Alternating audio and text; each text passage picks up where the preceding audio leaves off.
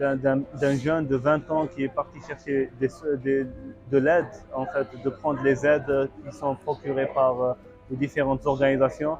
Et malheureusement, il a pris une balle au niveau du cou. Il est resté tétraplégique. On n'a rien pu faire pour soigner les gens. On voit un nombre assez important de malades, assez important de blessés. C'est souvent des enfants. La majorité, à 90%, c'est des jeunes de moins de 25 ans. On voit des blessés par balle au niveau de la tête, du thorax, au niveau des jambes, de la fémorale.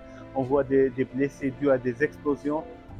Et comme je disais, 80% c'est des hommes, de jeunes de moins de 25 ans et des enfants qui, leur seul tort est d'aller chercher de l'aide pour se nourrir et nourrir leur famille.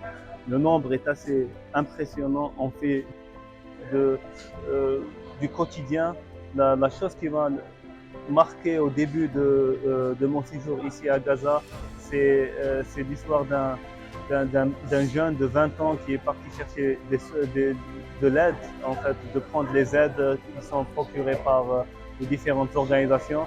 Et malheureusement, il a pris une balle au niveau du cou. Il est resté tétraplégique. On n'a rien pu faire. Et sa vie a basculé d'une minute à l'autre. Et ça, c'est quelque chose qu'on ne peut pas oublier. L'explosion qui vient de se dérouler il y a environ 1 heure, on a pu extraire une femme des décombres qui était enceinte de 7 mois.